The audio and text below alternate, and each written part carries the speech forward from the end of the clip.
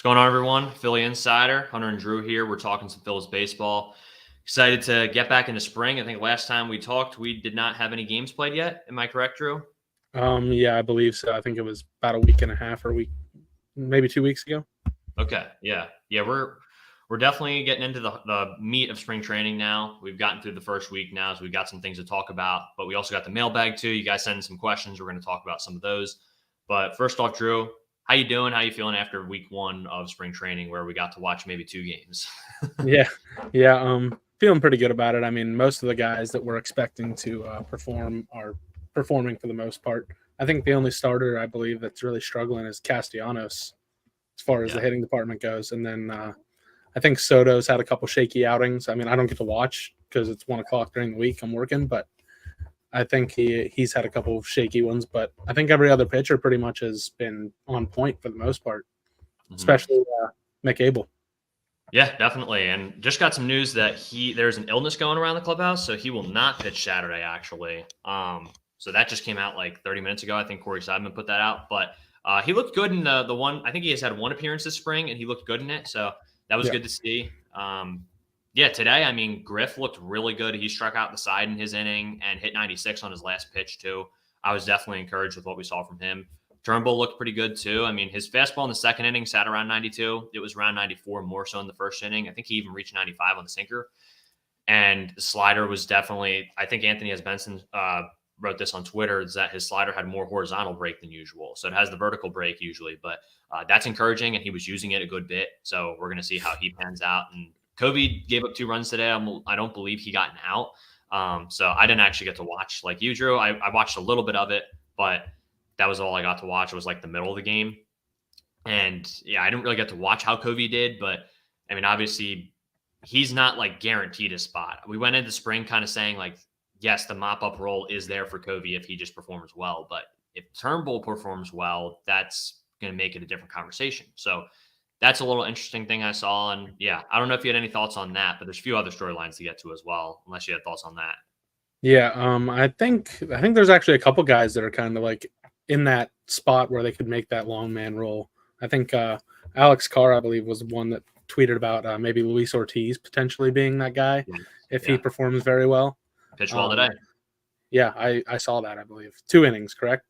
Yeah, I believe so. Yeah. Yeah, I think he threw 2 perfect innings against the Tigers. Hmm. But yeah, I think he's definitely one of those guys that could secure that spot if Covey struggles. I mean, Covey's spot it's by no means secure. I mean, if he doesn't perform in spring training here, we're definitely probably going to see him leaving.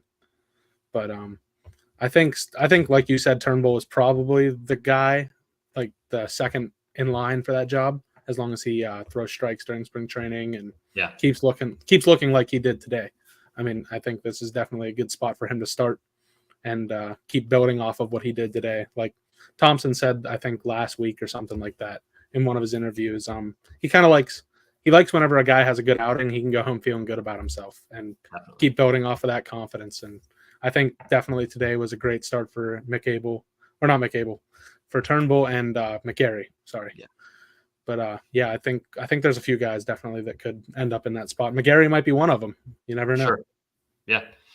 Yeah, I mean, depending on what the Phils want to do with him, I mean, he could maybe not start the year there, but he could make his way up to the big leagues at some point, possibly. But we'll see what happens there. And I mean, I think one of the biggest storylines, we're going to talk about this a little bit later, but I mean, Pache's just come out of the gate. Like, you couldn't have had a better start for him. The guy's crushing the baseball right now. Even on the outs he's had high exit velocity. He's seeing the baseball well, sending it to the deepest part of the ballpark. And he's also still an amazing defender, which that was never a surprise. And he makes an incredible play today. I believe it was like 111 off the bat and an 810 expected batting average, and he got there and made the play.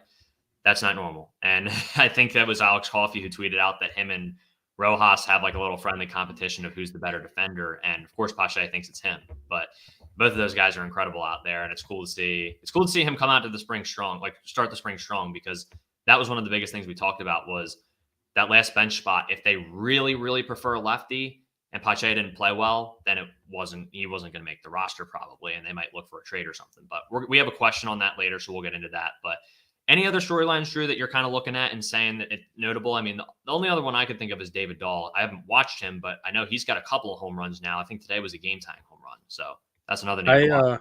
a spot. Yeah, I haven't got to watch him play like hardly at all. I think maybe like one of the first couple games he got in there. But yeah, I've seen him hitting the home runs. I get the score updates whenever I'm working, obviously, and I see stuff on Twitter. So I mean, he's definitely one of the guys that could win that bench spot role. Absolutely. I mean, Right. Pache, he's not going to hit a home run every 3 at bats like he is in spring, obviously. Sure. But he's like kind of like Rojas. They're such good defenders that they had so much value in that side of the field that if they can hit 250, 260 maybe, that's like more than you need out of them. I mean, Sure. either one of them. I mean, they're both going to hit maybe 10 home runs if they play a full season for you. I mean, Rojas, I think he might have a little bit more in there as far as power goes.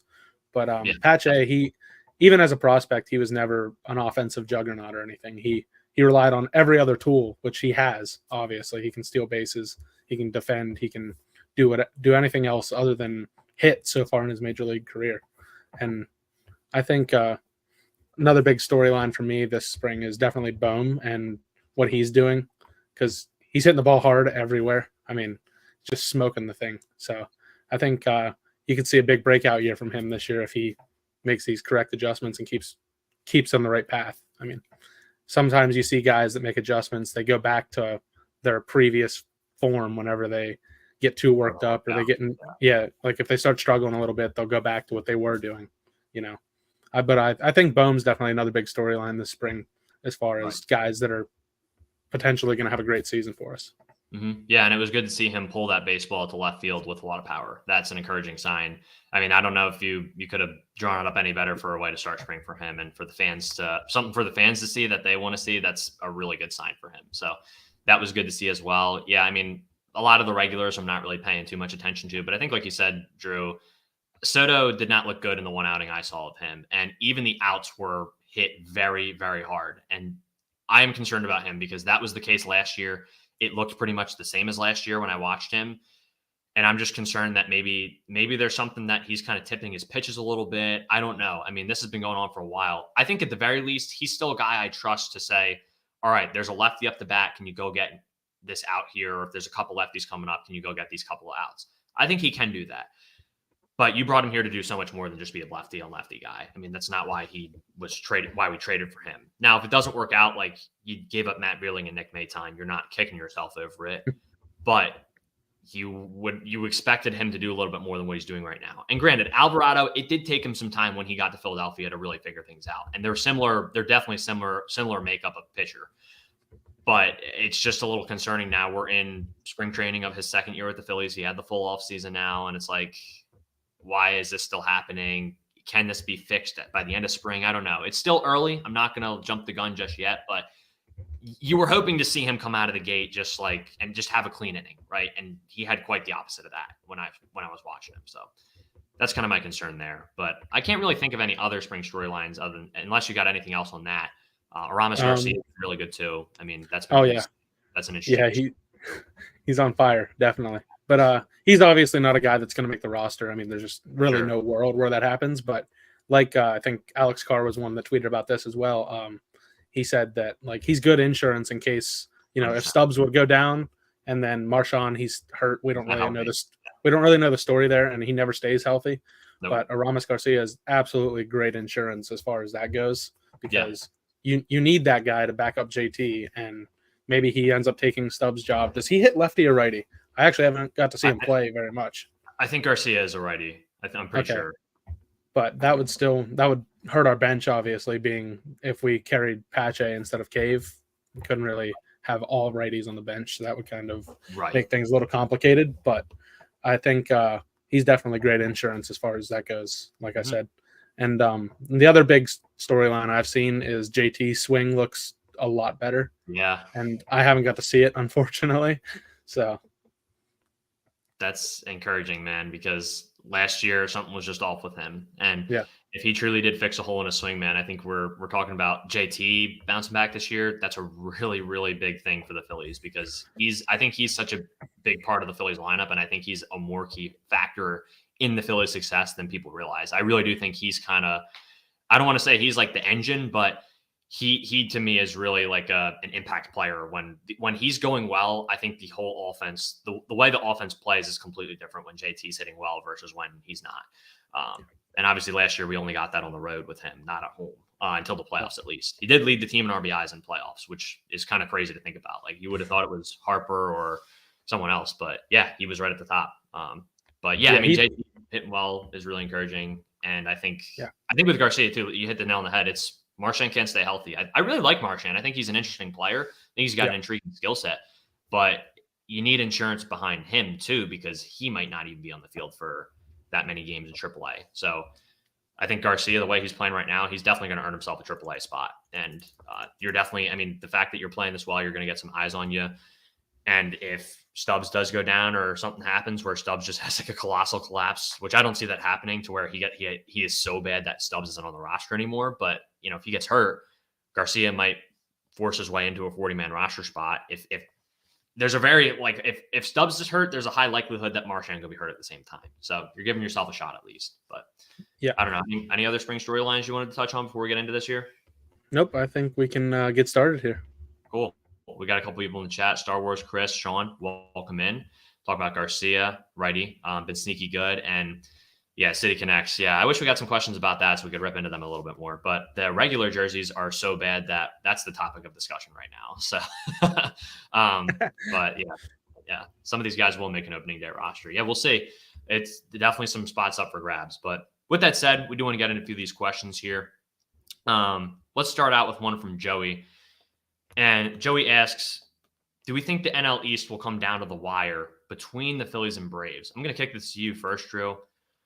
What are your thoughts? I mean, I think it's pretty much I think we've talked about this before. It's pretty much a two-horse race. But as far as coming down to the wire, I'm interested to hear your thoughts on that part of it. Honestly, I think it's kind of it's going to be the Braves division. Honestly, it's something about them during the regular season. They just like turn it up a notch, and then it's kind of like the same thing for the Phillies in the postseason, where they turn it up a notch, and then they play as well or better than the Braves. And last 2 years they beat them in the playoffs, and neither series has been particularly competitive. I mean, last year was a little bit better than 2022, but I think the Phillies are probably going to win around 93, 95 games, and the Braves seems like they win 105 games every year, or at least 100. But they are. I don't think it's going to come down to the wire. I mean, if the Braves would have a big injury or two, and like maybe Acuna doesn't play for a couple months, you could see the Braves definitely not win 100 games this year, and potentially have the Phillies win the division, which would be quite the turn of events from how things have been for us the last couple of years. Sure. But I don't know how you feel about it, but that's kind of where I'm at as far as the division goes. Yeah, I mean, I see us making a closer run at the division this year if some things fall in our favor. I think the big thing is the Phillies do have some spots where they're kind of saying, all right, we want to see how this guy does. Whereas I think the Braves, they did the rebuild. They got done their rebuild much quicker than we did, unfortunately, and they got ahead of the curve. So they're kind of in a spot now where it's like they really don't have many question marks at all, if any. Whereas I'm not saying we have question marks, but I think we have some things that we need to see play out. Like Rojas, I think, is going to be good this year. And I think he's going to be a very solid center fielder. But we still need to see how that plays out. So depending on how that goes, like you have him, Kerkering, and Sanchez in the first part of the season that you're evaluating, which we've talked about 1,000 times at this point. And you are expecting them all to do pretty well, I think. Like, I am expecting all of them to perform at a pretty solid level. I don't necessarily know if you can expect Sanchez to replicate his 2022 or 2023 season, but I certainly think he can pitch well this year. And I certainly think Kerkering has a lot to be excited about. But depending on how those spots go, and then, you know, some injuries here and there too. Obviously, the Braves will have injuries too, but just feels like we've kind of had the injury bug, regular season injury bug, a little bit more over the past couple of years. And that's not an excuse. It's just, I think we have some guys who are a little more prone to injury, and that's probably going to knock us off a couple games throughout the season. I think baseball's a little bit different in that we've seen Bryce Harper go down for stretches the past couple seasons, or not be. Last year he wasn't ready, and the Phillies were still able to win games without him both times. Not so much last year. I think it was just a slow start because of the injuries and everything last year. There was a lot that contributed to that slow start, but I think the Phillies, if they come out of the gate and they're not slow out of the gate this year, I think they definitely have a shot at the division, because that's been their problem the past 2 seasons is they've been 7 games under 500 in June, I think both years. That's not gonna win you the division. You'll certainly get back to a wild card spot, but I think if you had eliminated those those slumps, like even I don't even need them to come out of the gate hot. I just need them to be fine and not start 0-5 or 0-4, whatever it was last year, which was really frustrating. But that's the biggest thing to me is how they start. And you look at the pace they've been on from June to the rest of the year, the past 2 seasons. Obviously, that's not like you're not going to have that pace over the whole season, but it's pretty ridiculous how well they played from June until the end of the year. So if they do that again and they get hot at the right time again, yeah, I think they're going to be completely fine when it comes to as long as they start well. And if as far as answering the question goes, I think they do have a shot to win the division if that's the case. But if they start slow again, then yeah, I mean, you're probably looking at wild card. But I honestly I think we've seen the past years are proven like the division title is cool, and I would love for the Phillies to win that again at some point. But there is something to be said about the days off, and I think it does hurt them a little bit, or it hurts the teams a little bit. You know, sometimes the teams like the Astros are just built different. They just mow through no matter what because they're the Astros. But for the NL, it's been the Dodgers and Braves, and the last 2 years they've both lost even after winning the division. So kind of a long form answer there with that included. But yeah, I think that they have a shot, and I think it could come down to the wire. But I realistically think it's going to be the Braves have a pretty strong lead. Maybe not as much as last year, but they have enough of a lead that by the last 2-3 weeks, they're probably going to have the division wrapped up. And whatever. I mean, they did it on our field last year, and then we went to the playoffs and beat them again. So good for them. But anything else on that? Yeah, while you were talking there, I kind of thought of a couple things that I've said in the past to other people or whatever it may be. But like the Braves, they've had pretty good health, like you said, throughout the last couple regular seasons. Yeah. And that's definitely what has led to them winning 100 plus games. And like, I don't know if a lot of people know this, but their starting pitching depth it's basically non-existent. I mean, once they get past their first 6 guys, they don't really have anything.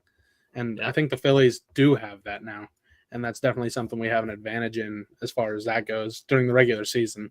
I mean, during the playoffs, you're not going to be pitching your 5th and 6th starters, obviously. But I think another thing that I've always noticed about the Braves is they rarely give their starting player, like position players, days off. And if they're healthy, they're out there. And I think the Phillies do give their guys a lot more days off throughout the season. Like, I think last year our most games played was Schwarber, and he played 160. Yep, but correct. I don't know if anybody else played over 150. Maybe Stott and Turner did. But Turner would be probably the 2 ones that would have. Right. But I think the Braves had like 5 or 6 guys that played over 150 games last year. And that it wears you down. I mean, there's no doubt about it. Yeah. Like those guys get into the playoffs and they look like they're beat. I don't know why, but I think you might see the Braves start giving their guys more frequent days off throughout the season. I mean, I know winning 100 games is cool and all, but if it burns you out for the playoffs, I don't really think it's worth it because ultimately, if you're in the bracket, I mean, anything can happen. So, yep. Yeah. That's kind of where I stand on that. Right. Look at what the Phillies did in 2011. They won over 100 games, had a dominant rotation, and it didn't matter. They lost to the Cardinals 1-0 in the last game. So there's that for you. And yeah, to your point, I mean, they had Bryce Elder starting game 3 last year. It tells you a lot about their rotation depth at that point. If one guy goes down, I mean, they had Morton go down, and it was like they didn't really have much behind him.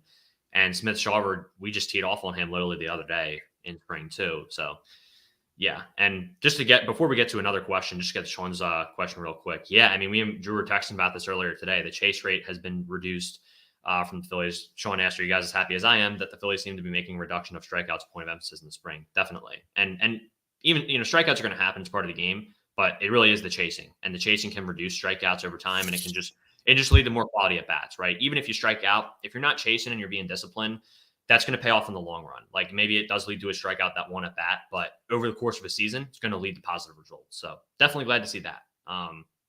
Yeah, that's definitely, I think we were both talking, we don't know who it was, but they brought in a Giants coach from San Francisco who really did help the Giants with that. And I think Drew, you said their chase rate improved by like 10% or something like that. So yeah, that's encouraging to see. Yep. I think I forget what his name was, but yeah, whenever he went there to San Francisco, they went from like 28% to like 18 or 19%. And that's a massive drop if you're talking about an entire team. And if you can get anywhere near that with the Phillies, like that's impressive. And it would totally revolutionize our lineup. Like they would be so much better if they just laid off a little bit more. I mean, like during the playoffs, the Diamondbacks absolutely exploited it. Like they had us chasing absolute garbage out of the zone pretty much the whole series after like the first couple games.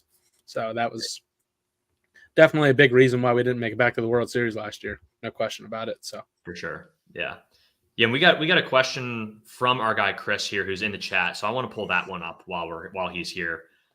Chris asks over under 22 home runs for Bohm in this season, and I like this. I kind of like the over under questions. I don't know if that's the official over under that we're set out for this year, but I feel like that's a really good number because I think he was around. He had like 20 last year. Is that correct? yeah, he had 20 even, I think. Yeah. So I'll go first on this one. I debated this when I saw this question. I actually didn't come into the stream with like a set answer, but so I'm kind of doing this on the spot. I'll go over. I'm not saying he's going to completely shatter that. I'm not saying he's going to hit 30, but I'll say he hits 24 this year. I think he has just enough of an increase to where we notice it and to where he's even more valuable of a player. Because while Bohm does, he has his flaws like every normal player. I think especially if he gets that home run number up, walks just a little bit more, he's going to be totally fine, and I think we're in a really good spot with him. So I'll go over for that one. Yeah, I'm going to go over as well. I think he's going to get a little bit closer to his jersey number than you do, but I think he's probably going to hit 26 or 27. But I think a big thing for him would be definitely reducing his chase rate because it's almost like he was afraid to take walks last year. I don't know what was going on, but it felt like he didn't take too many walks, and especially in big spots. He kind of I don't know if he gets jumpy or whatever it may be, but I feel like if he can definitely cut down on his whiff rate a little bit, it'll propel him to hit some more home runs throughout the season. And sure. I think he was one of the guys that he really got into crappy counts, and he wasn't aggressive early on in counts. And it was good to see him do that in his first at bat back in the spring this year. He jumped on that 1-0 fastball and crushed it. I mean, more often than not, you're going to get a fastball on the first pitch, and he's one of the guys that can absolutely exploit that if he's swinging first pitch. I mean, you don't want to swing first pitch every single time, obviously, but I think if he can cut down on his whiff rate, he's going to have a big season, no doubt. Definitely. Yeah, and Rob makes an interesting kind of comment here. If Bohm goes over 22 home runs, I hope he doesn't sacrifice average to do it. And yeah, I think that's natural. He's probably going to sacrifice a little bit. But to Rob's point, you don't want to do it to an extent where he's probably hitting 265 and he does it to get 4 more home runs. So that's also part of it. But I think Calvin Baxter, who was in the stream a little bit ago, I think it was the last stream we had actually, was talking about Bohm a little bit and fixing his swing so that he can make that adjustment to hit left field and pull it so that he would still have success and he's not really sacrificing in other areas. If he's able to do that, and the way he hit the ball to left field the other day makes me think that he hopefully won't have to sacrifice too much average to do that. Yeah, he's absolutely a type of guy that could hit close to 300 if he has a great season and everything goes his way, or even just some things go his way.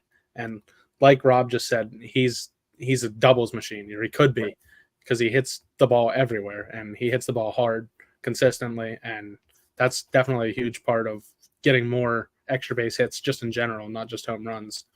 And last year, I feel like he did step up his exit velocities quite a bit. So that was definitely encouraging. And if he could step it up again, he's in for a huge, huge year. Definitely. Yeah, he's always one of those guys who's a breakout candidate, because if he does put it together, he's going to be incredible. And I think this year you're seeing the way he's kind of building a little bit. There's a real chance he's going to put it all together this year. I want to shout out Jonathan, who goes with over. Welcome in, Jonathan. Nice to hear your opinion and have you in here. And shout out Nerio, all the way from Italy, always popping in the streams. Appreciate you, man. Says he hasn't been able to watch the Phillies, and they've been doing good so far. They realistically could be undefeated if not for some 9th-inning collapses in the spring. But obviously, wins and losses don't matter as much. But it's still encouraging to see there's a lot of encouraging stuff from week 1. We talked about that at the start of the stream. So if you go back, rewind a little bit, you'll catch some of our thoughts on that. And Chris also says on the Bohm point, we'll finish up here, he could be on the watch for a 30 home run, 30 doubles year. Yeah, and that's very much like I said, I don't think he's going to reach 30 home runs, but it's very much feasible. I don't think it's impossible that he reaches 30 home runs. And because of the way he hits the ball into the gaps and the way he takes the outside pitch to the outside part of the field, he's going to get a lot of doubles through that. So if he's able to put it together and get the power with the home runs as well, that's going to be a really encouraging sign for him this year. And I think the team's going to really feed off of that. It might be a hot take, but I think he could get up to 40 doubles if he really has a good year. I mean, the gap power he has is just not a lot of guys have it. And if he can, like I said, if he can have more things go his way and cut down on the whiffs, he could easily get to 40 doubles, no doubt. Definitely. No, I'm with you on that. I mean, we've seen him hit the baseball, like you said, to the gaps year in and year out. That's never been a problem for him. So I'm excited to see what he does this year. But let's get to another question here. Kind of going back to the topic we were just talking about with Braves and Phils and also Dodgers too, which is the other team that I mentioned collapsed in the NLDS. And we got Chris here saying, how are we going to beat the Dodgers and Braves to win the World Series? Yeah, I mean, that's obviously a realistic question to ask because we're going to run into one of those teams in the way to the World Series, no matter what. I mean, we are probably going to play, I would say, probably a 90% chance we will meet one of those teams in the playoffs this year if we make it. So this is an interesting question. Also, guys, Chris asked the question on YouTube. So you guys can we have it in the community tab, or you can join our Discord to ask the questions. We're going to plan on doing a mailbag every other week during the regular season. So yeah, if you guys got questions, and we'll take some at the end from the chat too, but the best way to do it is the Discord and also on the community tab. So yeah, make sure to get it in there. But great question by Chris. I mean, like I said, we're going to run into one of those teams most likely. What are your thoughts, Drew? How do you feel? We kind of talked about the Braves a little bit, but how do you feel about the Dodgers as well? The Dodgers, they're going to be tricky this year. No question about it. But they're going to be down Ohtani's pitching this year. So I think this year is going to be one of the easiest years to get through them in the playoffs because their rotation depth isn't really that good. And no team makes it to the playoffs with no injuries. And sometimes they're season ending. So if one of their best pitchers, like Glasnow, who basically never stays healthy, it seems like, if he goes down, that's a massive blow for them. I mean, I think did they bring Kershaw back? Yes, I believe they did. Dude, I think I was looking at it the other day. I think he got like a super cheap deal to come back. It was like $10 million for 2 years. I couldn't believe it. But if he's starting a playoff game for them, they're in deep trouble. He's been terrible the last couple of years, and he's probably their fourth best pitcher, which is obviously not ideal for them. But they have a couple young prospects, Bobby Miller, and there was another one. What was his name? Do you remember? Oh, shoot. Yeah, I know who you're talking about, but I forget his name. Anyway, they have a couple young prospects that if they put it together, it'll really help their rotation, obviously. And they both throw high velocity, if I remember correctly, and they're nasty. But I think last year, Bobby Miller, we faced him, and I think we hit him around pretty good, if I remember right. But I think the Dodgers, this is the year to beat them if you're going to beat them in the playoffs, just because of the Ohtani thing, not pitching. But their lineup, obviously, it's 1 through 9. They're one of the deepest lineups in the league, along with us and probably the Braves. I mean, they're kind of like the three big ones in the NL. And I don't know. The Dodgers, I fear them much more than I fear the Braves in the playoffs because it seems like the Phillies kind of cracked the code on the Braves in the playoffs. They kind of have their number, and I think the Braves kind of know that. So they're probably hoping to be on the opposite side of the bracket from us this year. But I don't know. I think the Braves are going to be a little easier to beat this year again. But like I said, this is the year to beat the Dodgers. So yeah, and I'll say this. To your point, I was going to say the exact same thing. Glasnow, it depends on if he's on the mound or not. Like if he's on the mound, it's a different ballgame. But we haven't seen him pitch a full season in 3 years at this point. Yeah. I don't know if he's ever pitched full season. Same goes for Chris Sale. Yep, with the exactly. Braves. When he's on the mound, he's a great pitcher. No doubt. Yep. No, you're 100% right. And I will say this: Yamamoto, he terrifies me in the playoffs because we saw in the Japan series, like he got even better once they got to the playoffs. I think I said this before. His like 130 something pitch at the end of one of his I think it was his game 6 complete game, and it's one of his like 130th pitches was like 94 or 96 or something like that. It's just that shouldn't be allowed. You shouldn't be allowed to do that late in baseball games when you should be fatigued. So that does scare me. That being said, though, the Phillies kind of have had a knack versus pitchers like Strider and even Sandy too with the Marlins. There's been games against him in the regular season, as well as the ones against Strider this year in the playoffs, where the Phillies are supposed to not be able to hit much that day. Obviously, you shouldn't be able to when guys like that are on the mound. But they find a way to just shut down the other offense and scrape across 1 to 2 runs. And that's all that matters. So even against the Yamamoto, the Phillies have shown they just find ways to win. No matter how, if it's ugly, whether it's pretty or not, they don't care. They're just trying to get runs across by any means necessary.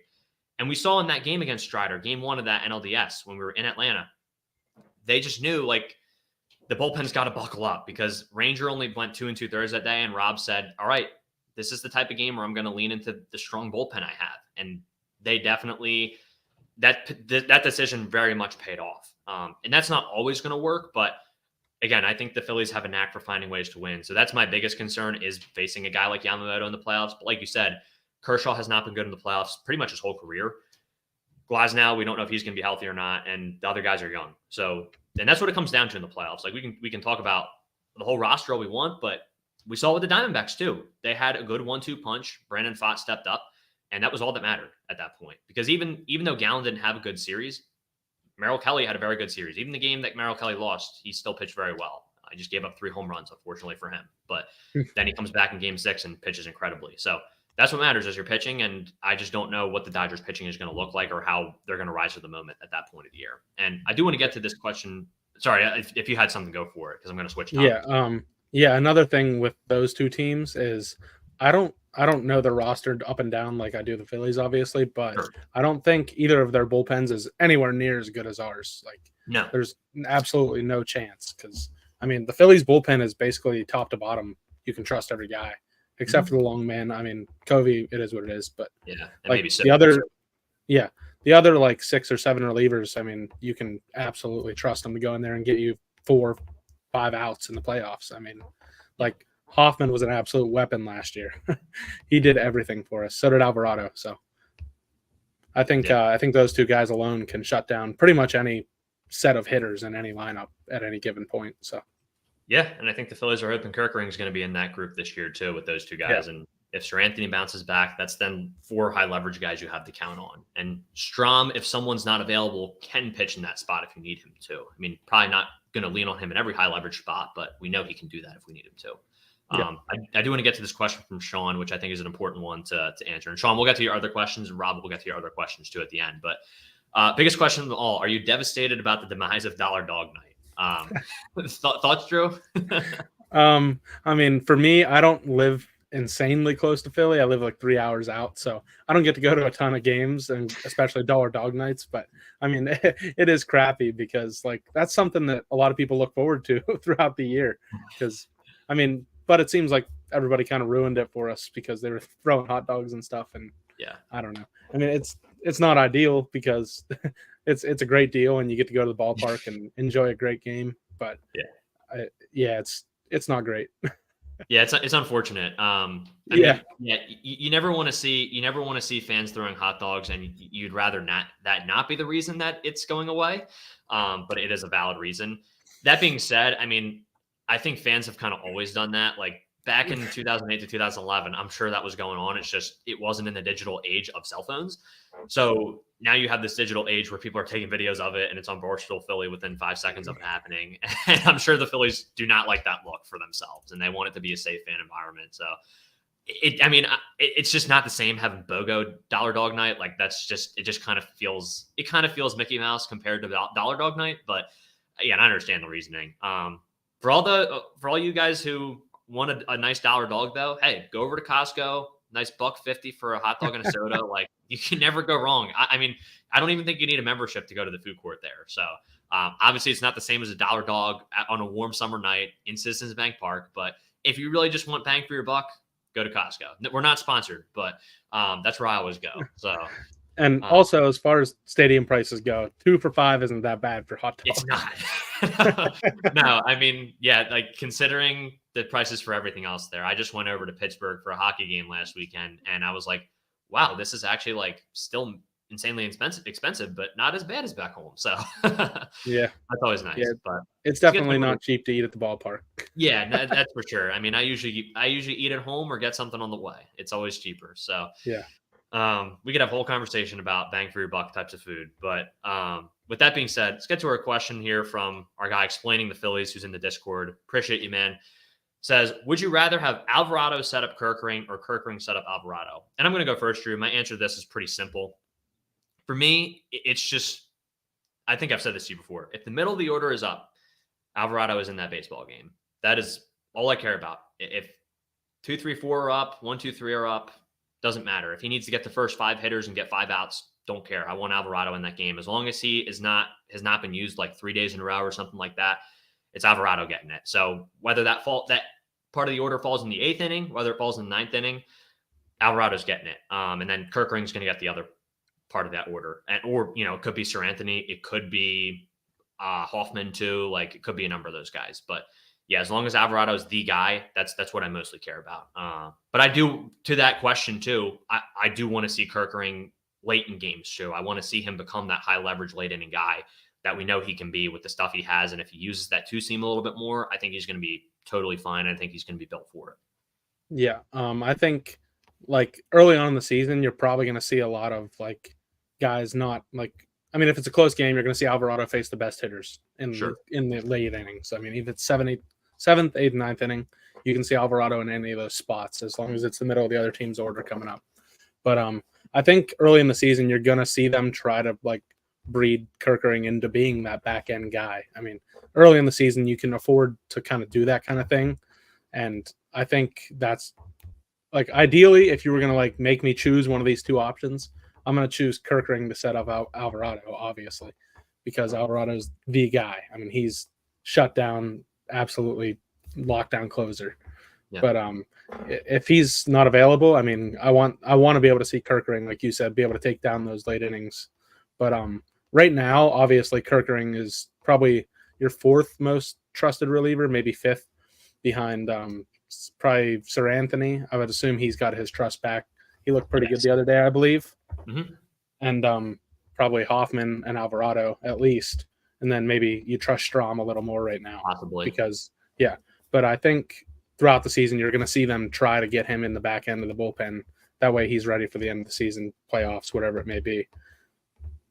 Yeah, definitely. I don't have anything else to add to that. And I'm excited to see what Kerkering does this year. I think it's going to be really exciting. And yeah, I think the nice thing about the regular season is like, you obviously still need to win games to make the playoffs, but the Phillies have also taken the approach of we are going to experiment in certain situations and try certain things so that by the time we get to the playoffs, we know what formula we love best. So they're going to throw, I'm sure they're going to throw Kerkering into some spots. I'm sure there's going to be a day where Alvarado's not available and he's going to get the middle of the order too. So it'll be exciting to see how he handles the situations. I'm excited for that. Yeah, especially early in the season, the last couple of years haven't pushed Alvarado multiple days in a row, even for the first month or two, because they just want to watch his innings for the end of the season. And even last year they did that and he still got hurt. So you might see them be extremely cautious with Alvarado this year and only use him in sparing moments, like maybe a couple times a week for the first few like weeks or months of the season, because they really want to be careful with him. He's their guy. He's like their Josh Hader or whatever lockdown closer, like their Emmanuel Clase, you know. Mm-hmm. But I think you're going to see him be used very sparingly for the first few months. So that's kind of where I'm at on that. Yeah, probably a smart move on that. And speaking of guys who have kind of had their innings monitored over the past few years, finally going into this year healthy, I do want to talk about this Ranger Suarez question we got from Ben. Over under 3.5 ERA, another over under question, which I like. And like I said, Ranger hasn't been healthy the past couple of years for the full season. We're kind of hoping that's going to be the case this year. Obviously, that would be great if he could be healthy. But I'm gonna go over just slightly, just because I think Ranger does have, when he doesn't pitch well in the regular season, it's usually like he doesn't completely implode, but it's like he gives up 4 runs in 4 innings, and it's just kind of something that drives his ERA up a little bit. So I'm going to go over, but I think with the caveat that I think he's going to pitch to around like a 3.6 ERA, and I'm honestly fine with that. Like I don't really have any concerns with him because we know Ranger can sometimes treat the regular season. I'm not saying this is mentality, but we know how he treats the regular season sometimes. Like he's, especially at the end of the year last year, we talked about this before, it just felt like he wanted to get to the playoffs. And he pitches like a different pitcher in the playoffs. He's locked down. He's really never had a bad playoff start, to be quite honest. He's been incredible there. So I think he's going to end up with probably like a 3.6 ERA, so I'll take the over there. But I could totally see him pitching to like a 3.4. I mean, if he has a 3.3, I think we're in a really good spot too. So, but I think he's going to be right around that spot. I think that's a good over-under to set as well. Yeah. For a guy like him, like the way, especially last year, it really kind of jumped for some reason, but the scoring has been extremely offense favored. And for like ERA, it's obviously not everything. And I don't really care about ERA at the end of the day, but I think he's going to be over just because of how the scoring is going, because their scoring stuff hits that in no world should it be a hit. I mean, and that really sucks for a guy like Ranger who pitches to contact rather than strikeouts like Nola and Wheeler. Like Nola and Wheeler could easily be down in the 2s in their ERAs in any given season because of how many strikeouts they produce. But for a guy that pitches to contact like Ranger, all it takes is two things to go wrong, and he's given up 3 or 4 runs in an inning, and that just implodes your ERA. So I'm definitely going to take the over on his ERA, but not for lack of confidence in Ranger, because I want him starting that third game in the playoffs every single time. Absolutely. And to that point, Drew, like you said, he pitches to contact a lot. And how many times we see him last year, he gave up a weak contact hit or an error happened after he had already given up a hit, and somehow a run comes around to score. And it's like, well, I guess technically by definition that's an earned run, but it just didn't feel like it because it felt like Ranger pitched to contact the right way and generated weak contact, and he should have gotten out of that inning. But that happened a number of times last year, and it's just unfortunate that's the way it panned out. But I don't really have anything else on that if you want to move on to the next question, too. I think that's pretty clear cut and dry. Yeah, I think I'll give you a hot take on that one. I think Chris Sanchez is going to have a lower ERA than Ranger this year, just because he misses more bats and gets a little more strikeouts. Sure. That's just the sole reason for it. I mean, pitching to contact nowadays is like, it's like a lost art. I mean, there's not a whole lot of guys that do it because all these guys are throwing 99, 98. So I think Chris Sanchez is going to have a big year. I mean, I think we'll get to that. I think we have a question or two. Yeah, well, like you said, I mean, with that changeup, he generates a lot of swing and miss, and I think that's huge. And we've seen sometimes Sanchez will have days where he's kind of pitching to contact a little bit more, but then he'll also have a 10 strikeout game too. Whereas Ranger, it's kind of like he does have pitches that are better than others for him, but I feel like it kind of changed from last year to the year before. I think his curveball was the one that got a lot better this past year. And I think that puts him in a situation where he's kind of just keeping guys off balance. He does a great job doing it, and he does a great job hitting his spots. But again, he's not really missing bats per se. So, yeah, and to Jonathan's point too, hopefully a much improved defense this year, especially with Rojas in center. You're going to have some guys who probably have lower ERAs than they might have not had without Rojas out there. So that's another thing there that's going to help them too. And Marsh being in the left, and Pache is going to play some games out there too. I'm sure like you got a lot of good defense out there now. So, and hopefully Trey's going to be not as bad as he was last year. I'm not expecting Trey to be a Gold Glove guy by any means, but I certainly expect him to improve from what was a very, very bad year last year defensively. Yeah. Plus, Bryce is an upgrade at first base over what we had last year as far as defense goes, so that helps as well. 100%. Great point. With that said, let's get to another question here from our mailbag. Let's go to Ethan. Speaking of Bryce, and he asked, do you think Bryce Harper will have another MVP season? And the last couple of years, Drew, I mean, we've had pretty close to an MVP season from him when he's been on the field, and now he is going to be healthy. And I'll say this, I mean, I definitely expect him to have something similar to that. Like if he doesn't get the MVP, I'm not going to be torn up about it. He already has one too, or yeah, he has a couple now, but one with us. And I think he's going to have an incredible regular season again. Like I think that's pretty much just set in stone at this point. We know what to expect from Bryce, but really, again, I feel like we're going to talk about this a lot this year. I don't want to say I don't care about his regular season because it is important. You don't want to go into the playoffs with Bryce not playing well, but I just think we know that in the playoffs, he's going to turn it up to an even higher level to where he's going to be NLCS MVP caliber player, World Series MVP caliber player, to where I'm not worried if he has like a slightly less productive regular season by like a slim margin. But to answer the question, yeah, I think he's definitely going to have another MVP season. Yeah, I'm kind of in the same boat as you. Like at the end of the day, it's like you said, it's not that I don't care about the regular season, but he's that guy in the playoffs. I mean, he's going to hit the big home run in the big spot. It's kind of like no doubt at this point. But his regular season, I think, as long as he stays healthy, and like I know he's had back issues in the past, I think that kind of affects his power whenever he's kind of feeling that. Sure. But if he can get up over 30 home runs and hit around 300, he's going to be the Bryce we know from the last couple of years whenever he's been on the field and healthy. And I think that would obviously lead to probably around a 950,000 OPS. So yeah, I think he could definitely have another MVP season, no doubt about it. For sure. I think that one's pretty simple to answer. I mean, I think we're both expecting big things from Bryce this year. With that said, speaking of staying healthy, you got to talk about Pache, who is another interesting player right now. And I think we're going to talk about this a little bit because when this question was sent in, it was right before like Pache had really kind of gone off. And this was something you and me discussed, I think, last time we were on live, Drew. Bryce Plays Pred says, both Pache and Cave are out of options. Who would be your preference to get the final bench spot? And what do y'all expect the Phillies to do? So I think as far as this question goes, Drew, we talked about this before stream as well. And at this point, I mean, Pache has had such a good first week. Even if he doesn't sustain what he's doing this first week, he's probably going to play well enough to where I think it's him over Cave, no doubt. And the lefty bat thing isn't even going to come into conversation if they're both playing the way they are right now. Because Cave, I don't think, has really done much this spring either. And also, I put in our Discord as well, like David Dahl is also, he's hit two bombs now. Like he's hitting well too. I mean, Cave, the first week probably has gone about as badly for Cave as you could have hoped if you were Jay Cave. I don't even know if he's played that bad, but it's just he hasn't done anything notable, and the other two guys are making a name for themselves in spring right now. So I think I think I can answer for us both, Drew. We're both going to say he's probably going to get Pache's probably going to get that spot as of right now. Yeah. And I don't really see that changing, to be quite honest. But you brought up the question, Drew, is Pache going to play well enough at some point to where him and Rojas are going to be, in conversation for who's going to get more playing time? And I want to hear your thoughts on this. I have some thoughts too, but I'm curious to hear what you think about this. Yeah, real quick to add on the Jake Cave thing. I think people don't really think about it when they think about who's going to win this roster spot. If Cave plays that poorly in the spring, there's a pretty decent chance he's going to pass through waivers and you're going to have him in the minor leagues anyways. Yeah. And that would be helpful, obviously. But as far as the Cave or the Pache and Rojas thing goes, I think if Rojas hits like even a little bit decent during the spring here, it's probably his job, because I think Matt Winkelman was tweeting about it earlier. It's like they see Rojas as the future, He's going to be the guy in 5 or 6 years.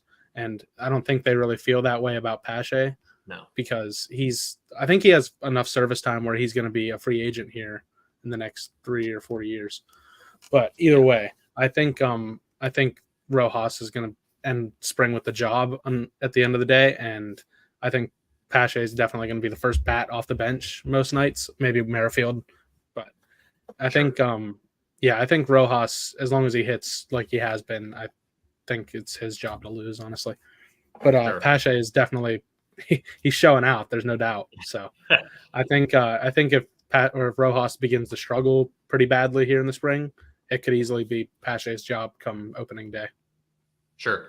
Yeah, I think it's going to be Rojas, like you said, too. I mean, I'm someone like I was probably the biggest Pache fan of anyone. Like when he got traded here, I was very excited that we got Pache because I knew about the defense, I knew about the arm, and I knew that it was just going to be a matter of whether the bat would come along or not.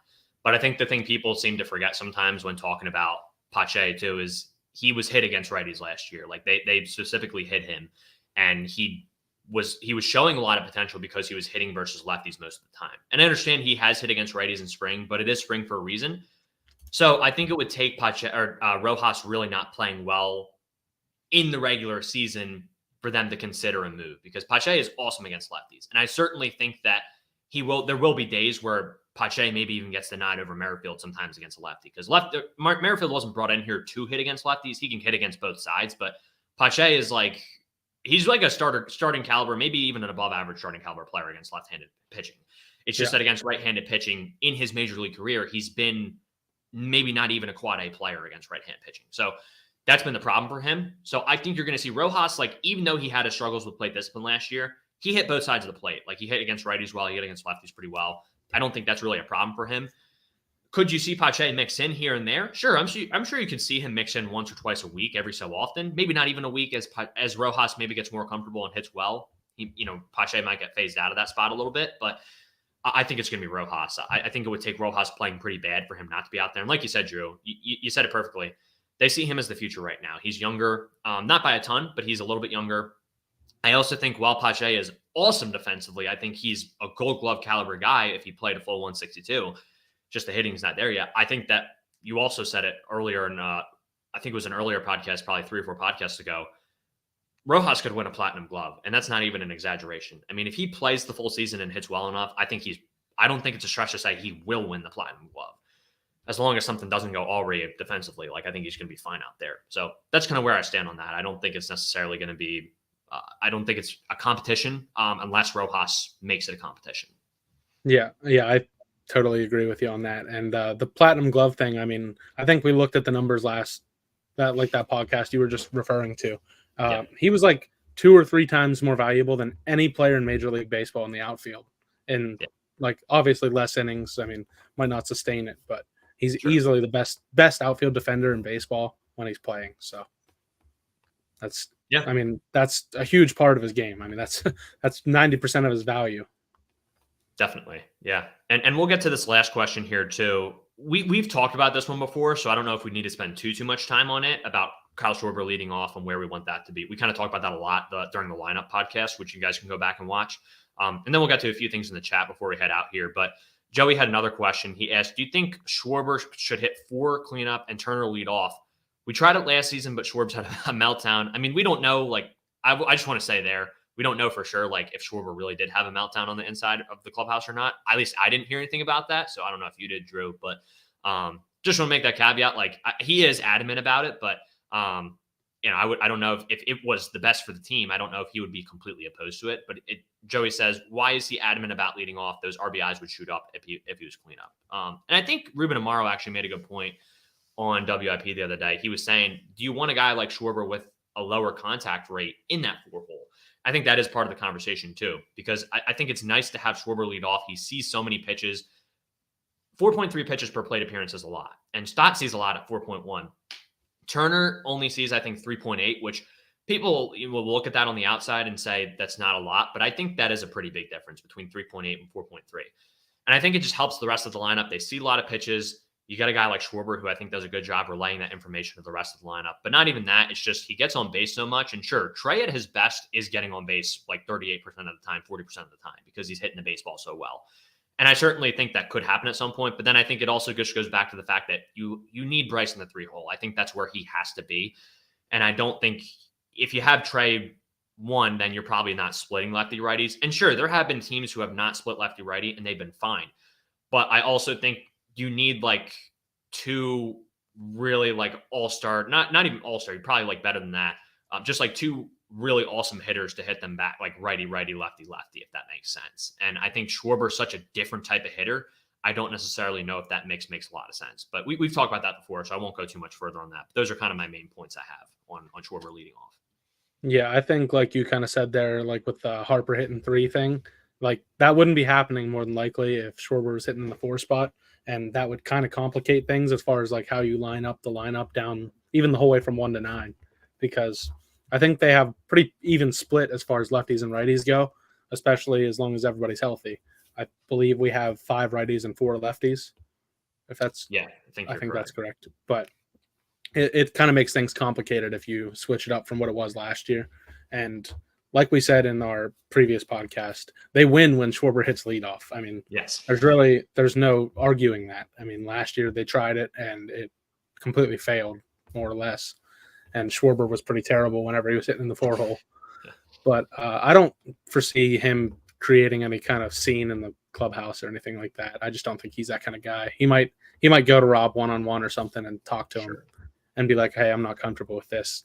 Would we be able to switch it up? But I don't really think Schwarber would have a meltdown per se, but maybe that happened and I didn't see the report about it, like you said.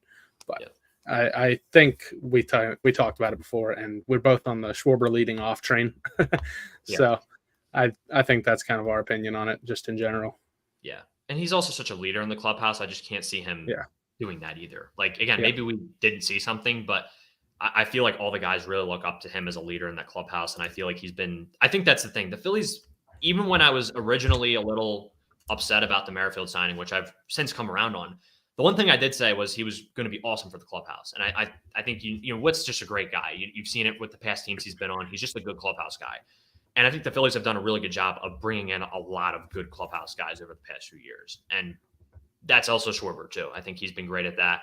I think Stott talked about it recently. Like, even with the language barrier with some guys too, they still mesh very well as a team as a whole. And I think that's a credit to the Phillies front office for bringing in guys. Like, they've just brought in everyone who they brought in. It just seems like they've just meshed well with the clubhouse. And you get to a point too where, obviously you're not going to directly bring in guys who are labeled as cancers around the league, but you can bring in guys who maybe aren't even known as clubhouse guys, but they come into this clubhouse in the way it is right now, and they're going to be brought into an environment like that, and it just helps so much. So with that said, I want to get to a couple of the other questions we got in the chat too. There was a couple other ones that we didn't get. Kind of a joke here, kind of sarcastic. Number of 3 up, 3 down innings that Gregory Soto will have this season, Sean says. I'll be optimistic here and say 2. Yeah, I mean, that's kind of where we're at with Soto. We talked about him a little bit. I mean, I don't think that's like wrong to say. I think that's kind of what we're looking at, because even if he does come into games, I don't know if he's going to get all 3 outs or if he's going to face, well, he has to face 3 batters. But yeah, I don't know if he's going to pitch a full inning every single time he's out there, which is unfortunate. But hopefully I'm wrong, and hopefully I'm as optimistic as I was before spring training started about Soto, and he comes around to that form.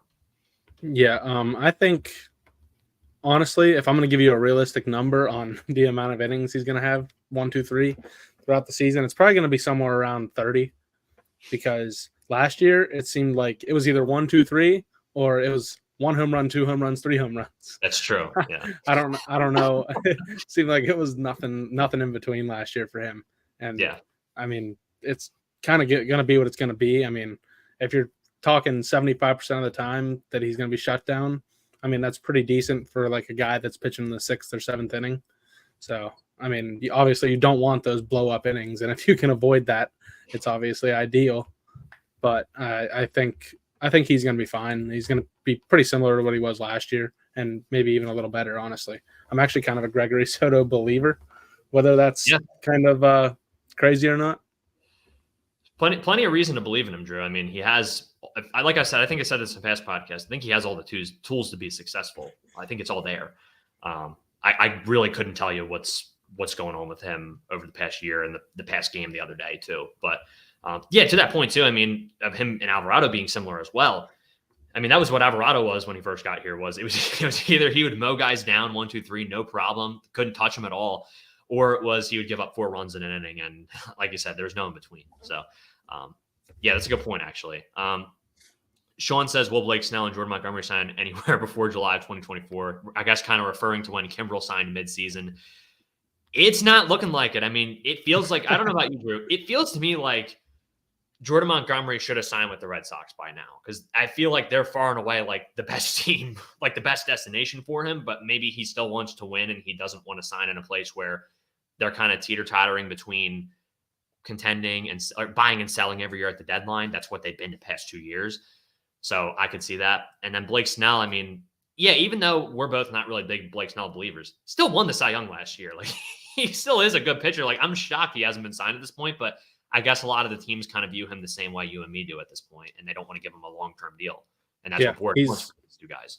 Yeah, he's very volatile because he walks so many guys. And if you're going to walk 120 guys, your chances of having a 2-something ERA are basically 0. And he hit the lottery last year, I guess, because he did it. But I think a lot of teams are just terrified of him, really. And I think the Phillies are probably one of those teams. But Jordan Montgomery, I don't know what's going on there. That guy, he's a dog in the playoffs. And any team that's looking to compete they probably want that guy. And I think a team that obviously they don't spend a lot of money, but a team that I would love to see him sign with is the Orioles, because, man, they'd be so fun to watch. Oh, that'd be such a special team. Yeah. Yep, it'd kind of be similar to like Nola and Wheeler one too. Like it would be nasty. Definitely. Yeah, and Jeremy says here, I could see a belly type of deal for Snell, but higher AAV. Yeah, I think honestly for both of these guys at this point, that's probably what you're looking at. But I saw Jordan Montgomery said him and his agent or his camp put out, they don't want that type of deal. They're not going to do that. Yeah. So, and fair enough. I mean, when you pitch that well in the playoffs, you deserve to get a little more money. And I believe he pitched well against us in the wild card, that game that Nola won, if I'm not mistaken. Did he pitch in the 2-1 game? Was that Montgomery? Because I know what's his name pitched game 1. It was a familiar face. I forget who it was. Oh man, this is gonna kill game me. 1 this past year. No. The wild card when we played the Cardinals that year. Oh yeah. I don't even remember, to be honest with you. Oh, dang. I can't remember. Yeah, I forget. I'm sure I'll remember as soon as the stream ends. I felt like it was a familiar face that pitched that game. I'm going to look it up right now because I'm really curious who pitched in those games. So game 1, it was, well, we obviously know Ryan Helsley blew it in the 9th and he got the loss, which was, I still can't believe that happened. But yeah. So pitching for game 1, it was Jose Quintana. That's why I was like, okay, I knew someone who, like, the Phillies, I kind of linked to them at the deadline. But game 2, let's check that real quick, was, I know Nola pitched for us in that game. It was Michaelis. Okay. So it wasn't Montgomery. Okay. So this is why Montgomery came in after him, because their season was pretty much on the line at that point. He pitched 2 2/3, 2 hits, no runs in that game. Did walk 3 guys, but he got out of it. So I guess that's what I was remembering. Not really an important point to make. I mean, he pitched well enough in the playoffs last year, but yeah. Yeah, I saw. I think I saw a report a couple days ago where Snell's camp wants a shorter term deal where he can Interesting. have opt outs. I think it was yesterday actually. They're both Boris clients, right? Correct. Yep. Yeah. I think I saw that Snell wants or would take a shorter term deal with opt outs after every year, but higher AAV. And I think a lot more teams would go for that kind of thing because if he has a good year, he's probably just going to opt out anyway, and you're not going to owe him any money.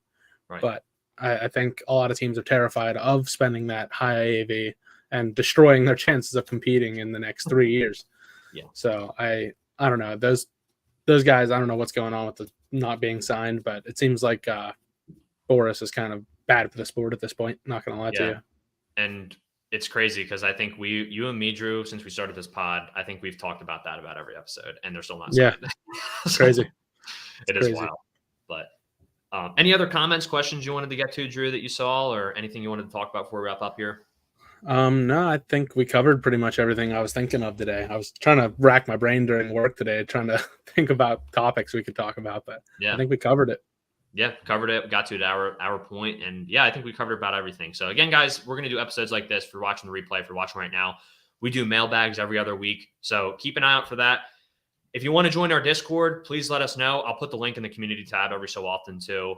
It is in there. It was in there a week or two ago, but in the Discord, you can ask questions. I will also put in the community tab. I'll post if we're asking questions for our live stream. I see Ben's in here too. Ben, we got to your questions. So I appreciate you for hopping in, and we got to one of your questions. So and Nerio says the Church of Gregory Soto believers. I'd like to be a part of it, but am I spiritually ready for it? I don't know. Great way to wrap up, but we'll talk about him a little bit next time, I'm sure, and we get some more spring training stuff to talk about. But yeah, keep an eye out for more episodes, guys. We're going to be posting clips from these too. So if you don't want to watch the whole live stream, we'll post the clips. But again, community tab, Discord, that's where we're going to be getting the mailbag questions from. And again, join the Discord if you want to talk some Phils with us just throughout the week too. We're always in there. So even when we're not on the stream, we're always talking some Phils in the Discord. And quick little tidbit real quick. Per John Heyman, Zach Wheeler's extension is looming. That means it seems like it's getting close. So that's huge. That's good. And everybody keep an eye out for that. All right. Well, we might have to go live again if that happens. Probably not tonight, but at some point this weekend, we will definitely go live again to talk about that if the news breaks. So we'll let you guys know. Thank you for that little bomb at the end of there. Yeah, absolutely. That's kind of crazy. Wow, I wasn't expecting to hear that during this pod. But yeah, I feel like it was kind of in place already, but they just needed. I think there's a certain date where it doesn't count against this year. I don't even know, but yeah, I don't know how it all works. Yeah, regardless, I think it's good to hear it's probably going to get done. But anything you want to say, Drew, before we sign off here? Nope. Everybody enjoy this rest of spring training. We're going to be live here probably next week around this time, I would assume. But everybody enjoy this next week, and hopefully you get to watch some games, even though they're all 1:00. But everybody enjoy. Everybody have a good night. Hope you enjoyed the pod. Definitely. All right. God bless you guys. Thank you guys for watching, and we'll talk to you guys next time. Peace. Peace.